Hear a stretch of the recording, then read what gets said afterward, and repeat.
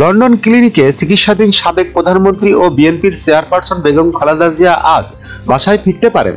বৃহস্পতিবার 23 জানুয়ারি রাতে বিএনপির স্থায়ী কমিটির সদস্য ও খালেদা জিয়ার ব্যক্তিগত চিকিৎসক ডাক্তার AZM জাহিদ হোসেন এ তথ্য জানান।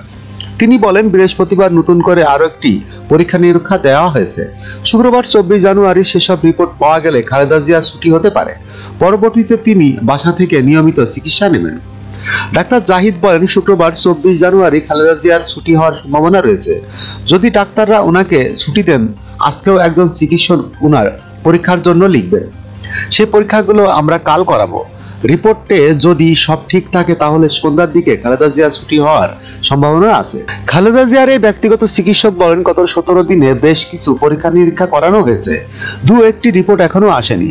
কয়েকটি পরীক্ষা এখানেও করা হয় না, সেগুলো বাইরে থেকে করাতে হয়। তিনি আরো বলেন, খালেদা জিয়া শারীরিকভাবে আগের থেকে অনেক বেটার আছে, তবে তার লিভার ট্রান্সফার করার বিষয়ে এখনো সিদ্ধান্ত আসা যায়নি, কারণ ওনার বয়সের একটা বিবেচ্য বিষয়। তাছাড়া জেল খেটে ওনাকে চিকিৎসা থেকে বঞ্চিত করা হয়েছে। তখন বিদেশে নিয়ে আসা গেলে হয়তো আরো দ্রুত সুস্থ করা যেত।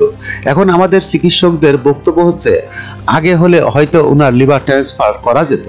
বিএনপির স্থায়ী কমিটির এই সদস্য বলেন, ওষুধের মাধ্যমে খালেদা জিয়ার যে চিকিৎসা চলছে তা অব্যাহত রাখার জন্য সব চিকিৎসকরা একমত এবং সে অনুযায়ী চিকিৎসা চলবে।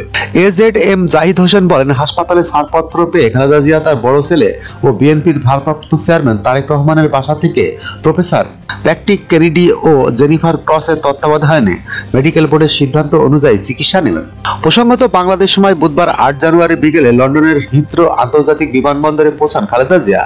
এ সময় তাকে স্বাগত জানাতে তার বড় ছেলে বিএনপির ভারপ্রাপ্ত চেয়ারম্যান তারেক রহমান ও পুত্রবধূ জোবাইদা রহমান বিমানবন্দরে উপস্থিত ছিলেন।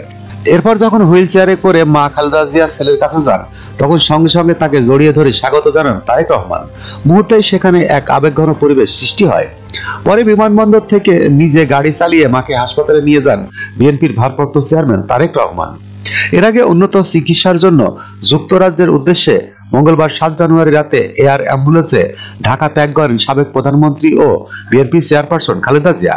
এ সময় হযরত শাহজালাল আন্তর্জাতিক বিমানবন্দরে দলের মহাসচিব সহ শীর্ষ নেতারা তাকে বিদায় জানান। যখনকার খবর তখনই দেখতে চোখ রাখুন সুন 24 টিভিতে। চ্যানেলটি সাবস্ক্রাইব করুন।